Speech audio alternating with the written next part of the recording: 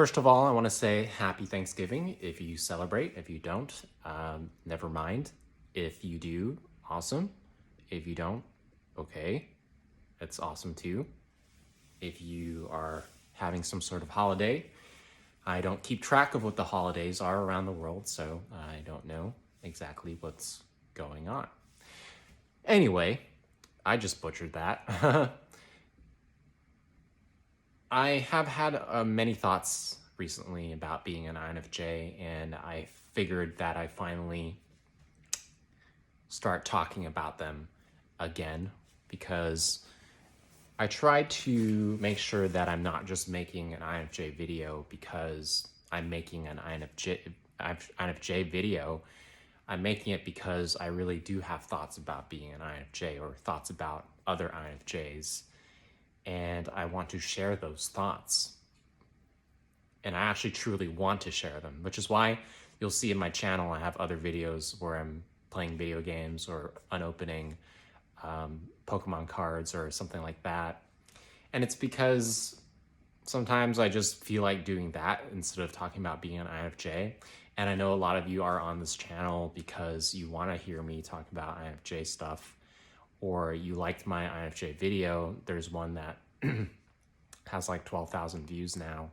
And I think you guys like that and subscribe because of that. And I thank you very much. And so I want you guys to be patient. If you kind of think like, hey, what, it seems like he's not making INFJ videos anymore. It's not that. I do still want to make them, but sometimes I just don't have anything to say, really. I don't have anything really that I truly want to communicate. So I don't want to be fake and be like, I'm just posting something because I'm trying to keep my subscriber base or whatever, because it's not that for me anymore. Like for a while it was like, how can I get the most subscribers that I possibly can? And it is nice. It is a sort of a validation. It is sort of proof that you are doing well, or it is evidence that you are doing well, which is something I do appreciate. And I would be lying if I didn't think that more followers and subscribers does feel good. It does. It feels good to have that, but it shouldn't be the main goal. And I think, it's a contradictory thing. The less you care, the more you will get that. And when you get that, you won't really care. So, I hope that makes things more truthful and transparent. And that's what I really value the most, and what I'm working towards, which is true transparency and authenticity, which is why I'm thinking about not editing my videos anymore, because the highly produced, the highly edited, cut things out, snip, move things around, it's just not a real form of communication. And so I'm trying new things. I'm trying just, most of us have a camera phone and we record this way. It's not like the old landscape. It's more of a portrait style of making videos. So why don't we just do that? Why don't we just be real about it and say like, oh yeah, this is how we do it now. Okay. So to move forward into what I really want to talk about today, which is the INFJ. It's kind of a torturous thing to be an INFJ. And I said that kind of with an INFJ. It's kind of a torturous thing because we are so sensitive, and I don't like saying that. I don't like saying that we are sensitive, but it's kind of true. Like there is such a thing as a sensitive person, and especially to communication and how people are and how people behave, and psychology, things like that. We just read things, and either whether or not it's accurate depends on your health, your mental health, and your state at the time. Because I know, as an unhealthy INFJ, which I have been before, I can read people the wrong way and not even realize it. But I am still reading them, and I can still detect behavioral abnormalities and things like that. So it really is difficult because when you are interacting with somebody and you can read everything and you can see all the subtleties of communication, and your head just goes like just super fast, lightning fast, all these different perspectives of thinking.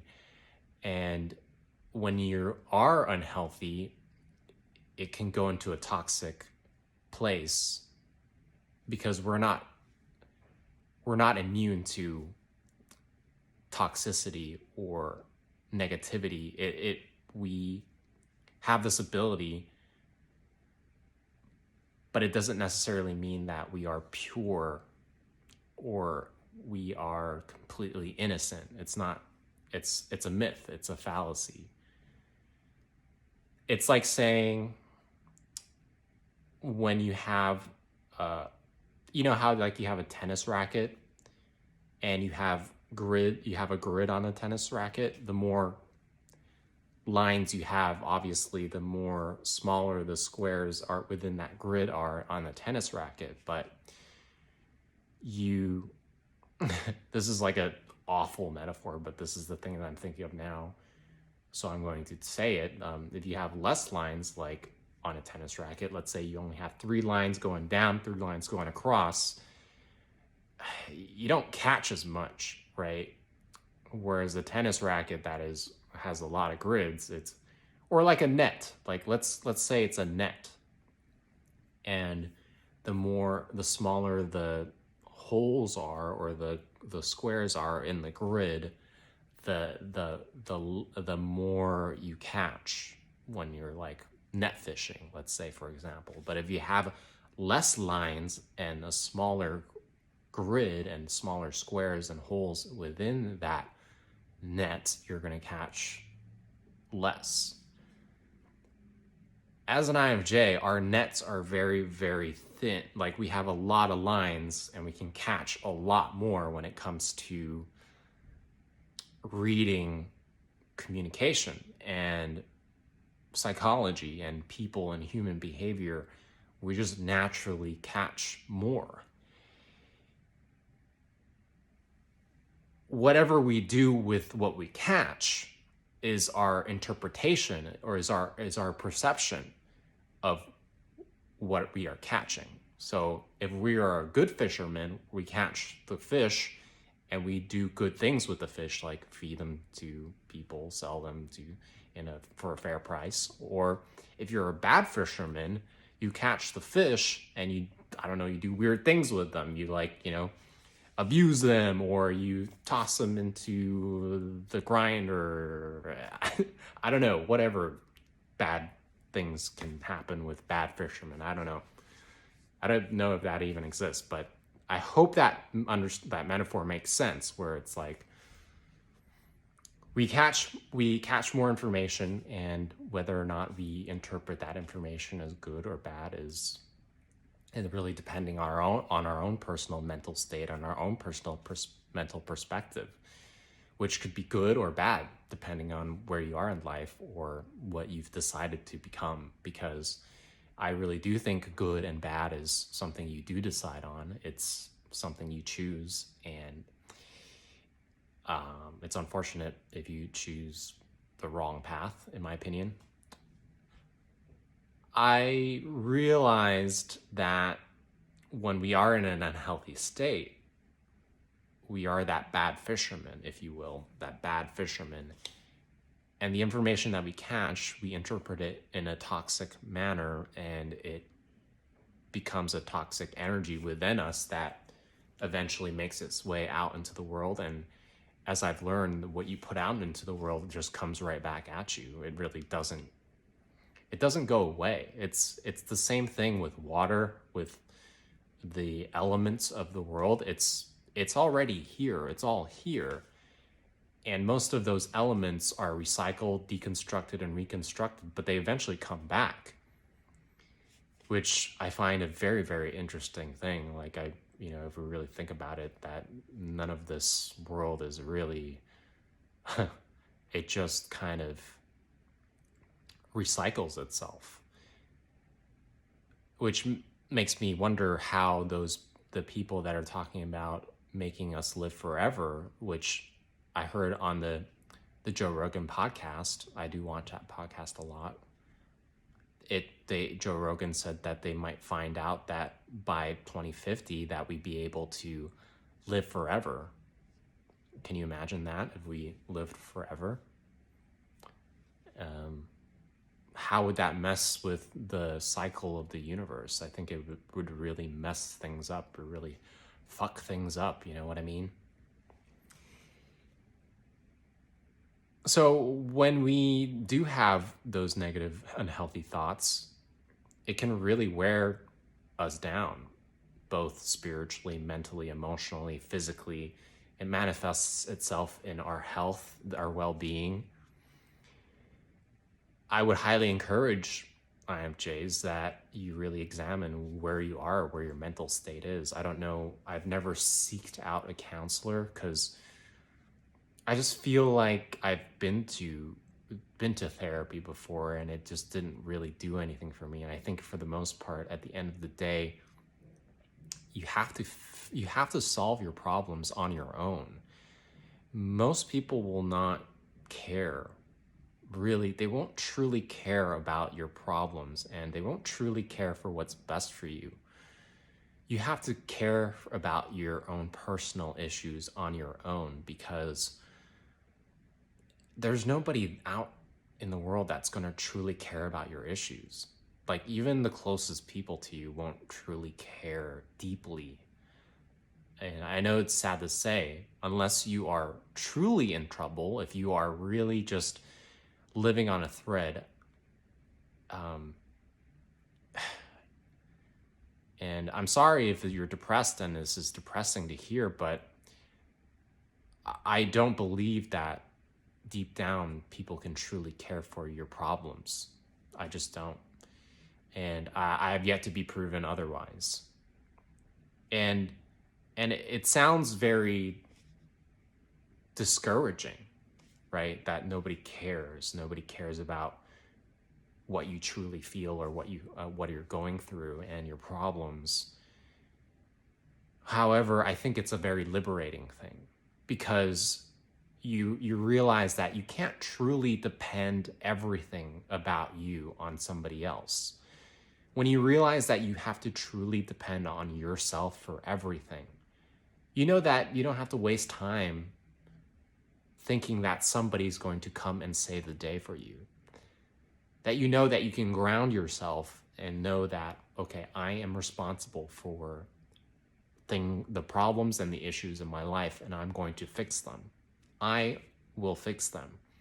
It doesn't mean you can't have people help you. Then there will be people that care for you and want to help you in your journey, but you are the driver. You're in the driver's seat. And if you drive a car, you know that the person behind the wheel ultimately has control over the car. You are the driver on your own life. You have to realize that. You can't be like driving and go like, oh, I'm in the driver's seat. Somebody please take over the wheel. Help me get into the right direction. If you're driving, you're driving. And that's just how it is. The other thing I really want to talk about is, as an INFJ, we're not saved per se, right? It's not like being an INFJ by default, you're unique, you're different from everybody else, you're the square peg in the triangle hole, whatever that metaphor or analogy is. We're not saved by anything. We're still human beings. We're just a little different from everybody else. I don't buy the whole, like, we are so unique, we're so special, we're the black sheep. I don't think that truly is something that we should really depend on for feeling like we have no responsibility over our future or paths. It's like automatically, oh, we're INFJ, we're going to have the awesomest life. If anything, it's not going to be easy for the INFJ. It's not, the society is not made for us. The society is made for other types. I'm not going to mention who, but it's not meant for the INFJ. INFJs, for the most part, have to find the unbeaten path that was never laid down for us to find success, to live the greatest life. And I know I wouldn't say that I'm successful as of now. I'm not a successful person in society's standards. I would say that in spirituality, in a mental health aspect, I do feel like I am successful. I'm still working on it, but I do find that for the most part, I am successful in many of the important parts of life, which is finding happiness or being happy or realizing and having content in my life. I do find myself successful in those aspects. But when it comes to monetary, I think I need some help in that area, and I'm still working on that. But going back to what I was talking about, if I can remember what it is INFJs, we're not saved from anything, right? When we want to pursue our own dreams, we're just like everybody else. We have to understand that our lives are precious. We have a precious life. It's something that I value extremely. And if I value my life, I want to do the best that I can with it, right? I don't want to squander it.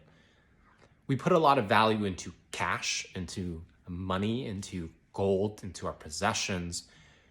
If you care about your valued possessions, right, you take care of them, right?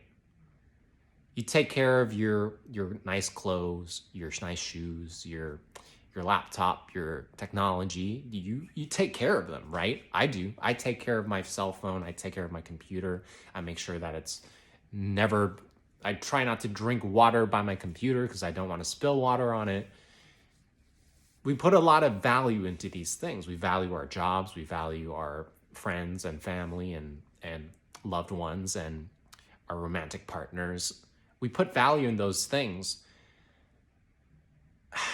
But how much value do you put into your actual life?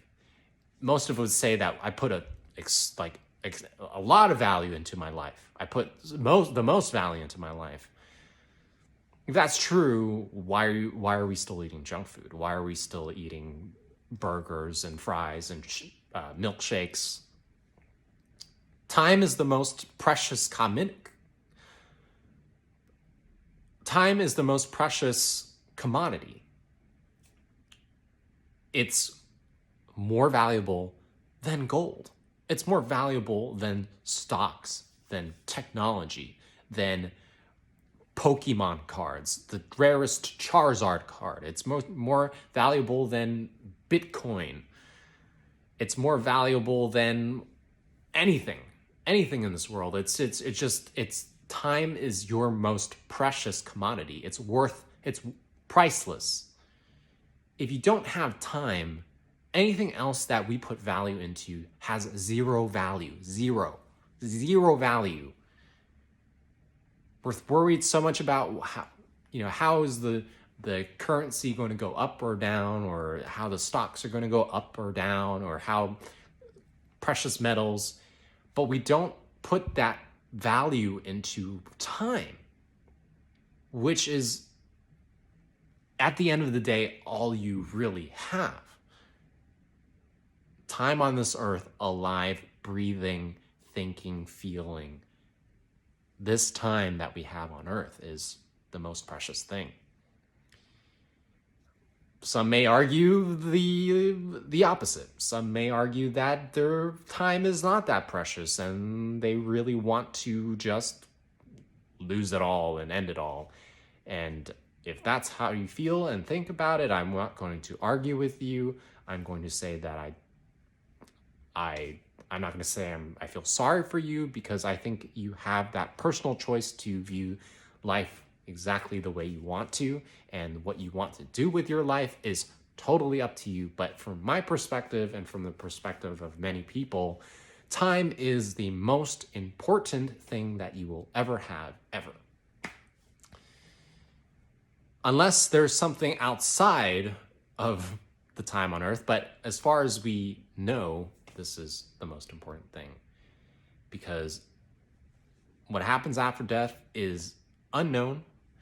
Whether or not there's a spiritual realm, whether or not there's a fourth dimension, heaven or hell, I personally don't know.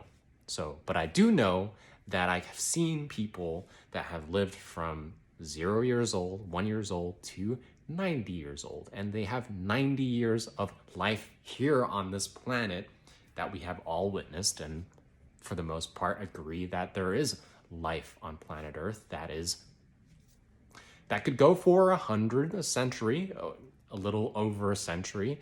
Maybe today, many people can live over 100. It seems like health and medicine and how we treat our bodies is becoming much better. We're much more health conscious, and so many people can live. We have a more comfortable life. Many people can live over 100, I do believe. If that's the case, that all being said, what do we do with our time?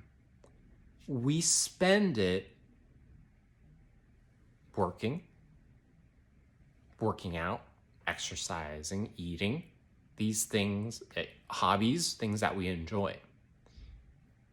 And from a very young age, we're little children, right?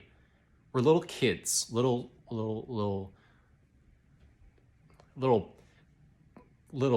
I don't know. I was trying to think of a cute name for kids, but I can't think of anything. We are told from school, from life, from what we've seen from our parents, that for the most part, from the hours of 9 to 5, that we're supposed to be doing something, for the most part, we don't enjoy. For the most part, nobody really loves school, right? I don't know. I wasn't like the popular kid in school. There wasn't like that kind of structure in our school. Like everyone was kind of just doing their own thing. There wasn't like, the popular kids. But maybe that was different for the popular kids at the time, that maybe school was the best fucking thing ever. I don't know. But for the most part, nobody truly really wants to go to school forever. We just are told that this is something that we have to do in order to graduate, to go to college, to get a job, to find our lover, to have kids. This is what we're taught. This is what we have been told, that this is the best path moving forward. And for the most part, it is. It's the safest, most well-trodden path that you can take in life.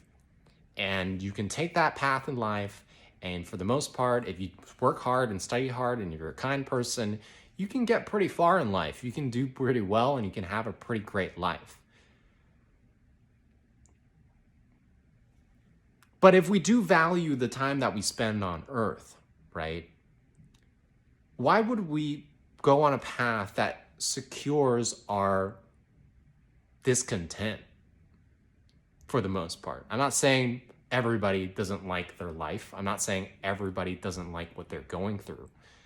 But for the most part, I see that a lot of people are going through and not enjoying their lives. I seen a statistic somewhere that 75% of Americans don't like their job. 75% of Americans don't love their job. So you're spending 75% of people here in the United States are spending their most precious commodity, which is time, your life, on something you don't even give a shit about. Why would you do that? Why would we do that? When you earn money, you don't take your cash and go spend it on things that you don't give a fuck about. You spend it on things that make you happy, that make you feel joy. But the thing is, I think we have it twisted thinking that we have to do this thing that we don't like from 9 to 5 to get a little bit of joy on the weekends, after work, the after work drink. I don't know what people do, but we get this little bit of money to do the little bit of something that we enjoy. And only when we go through that 9 to 5, Monday through Friday, do we feel like we actually deserve that feeling of joy, that little bit of joy, which is annoying for me because on a Saturday and Sunday, or Friday, Saturday, Sunday, the traffic is insane and it's a freaking annoying. And it's like there's a lot of cars, people are driving super fast and super angsty on the road because they're rushing to get that bit of joy that they get at the end of the week. And if you're in their way, fuck you, you're wasting my time, get the fuck out of the way. Doesn't make sense to me. If you truly value your time, like I do, I value my time extremely. I value my days quite a bit. Okay? You would want to spend every waking moment of your life doing something that you truly love. INFJs. I'm addressing you guys specifically because I feel like this is a place I am feeling comfortable to communicate these ideas. If you're not an INFJ, that's great too. And this could help you as well. Or not, I'm not sure. I'm just communicating my opinion. You'd want to spend it doing something that you truly love. And if I've learned anything from the crazy year that 2020 pandemic year has been, is that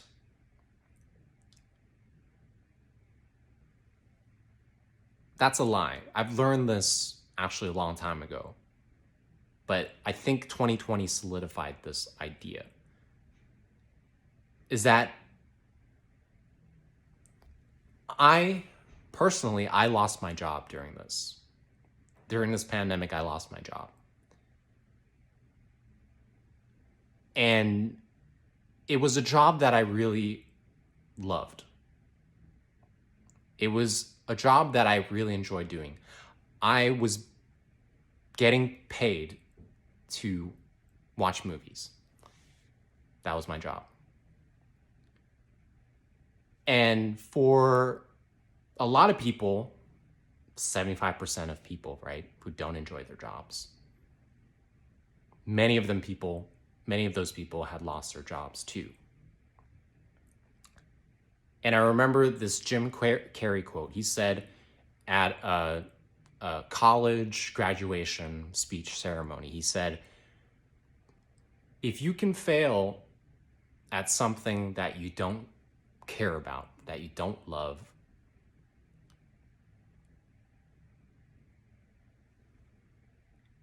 then you might as well give a shot at something that you love. So what that means is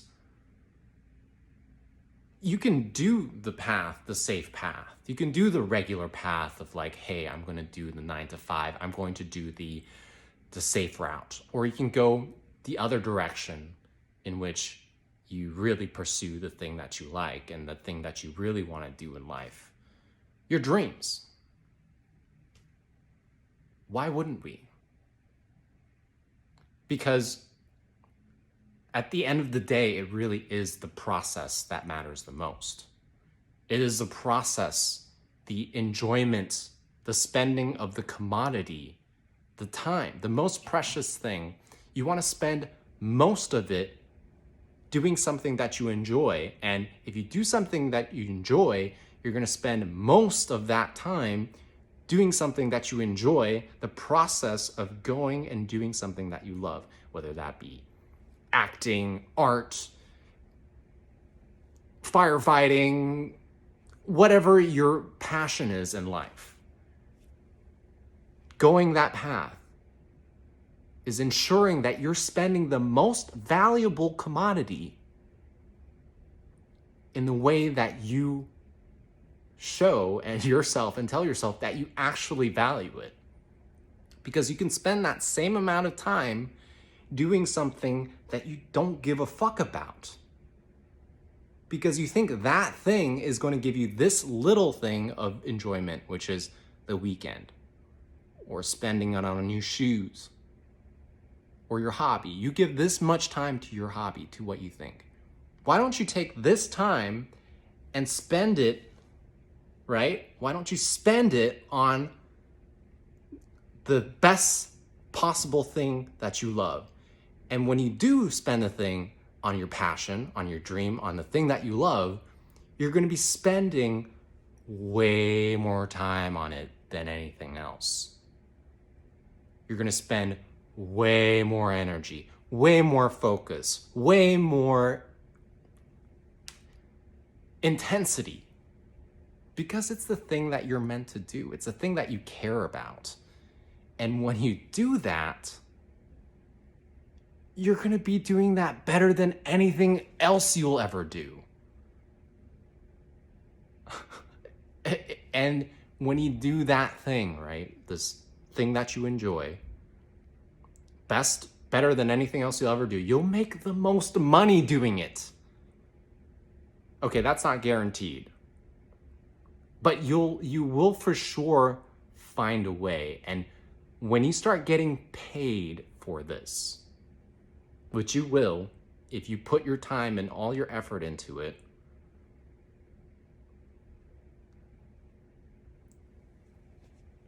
you will reaffirm yourself with the fact that going after doing the thing that you truly care about, the thing that you are born to do, the talent that you have, because I know you do.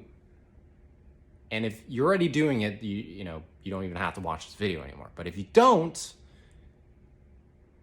then, or maybe you do this and you need a little bit more reassurance or affirmation.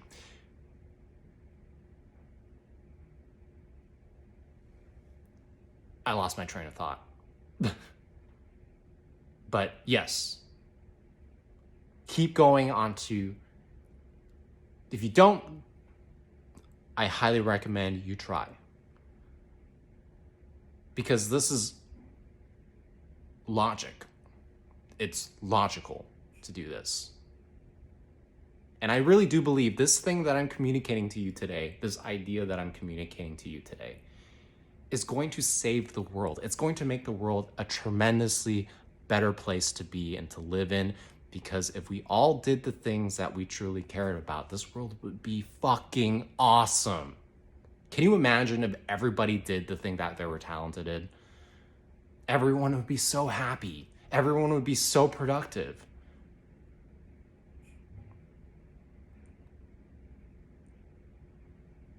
All the bullshit melts away. All the bullshit melts away. It goes away. There's no more bullshit. It's all people enjoying the most precious commodity that they have. And forget competition. We won't be competing against each other. The fulfillment alone of doing the things that you enjoy in life are going to be enough. You're not going to want to beat somebody else or make sure you're better than somebody else, because you won't have that feeling missing inside of you. You will be fulfilled purely on the process of doing the things that you enjoy in life.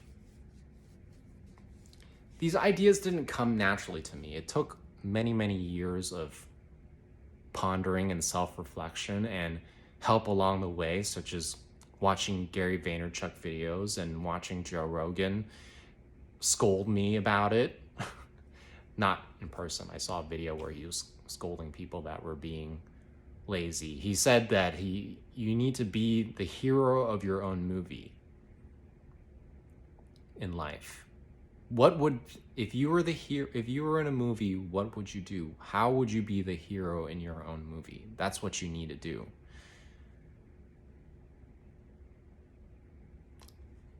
I hope this video makes sense to you. I hope that these ideas communicate to you through the screen, because I really believe that this is something that I really thought about, and I think it's really important. The fact, and so much so that I was willing to admit that I am not working anymore, not working in a job, and not not working a job. But it was worth it, because I think transparency and authenticity is going to help save the world. And this is something that I'm interested in doing. I am doing it as much as I can right now, with my 2 cents. Thank you so much for watching, and I will catch you in the next video. Take care.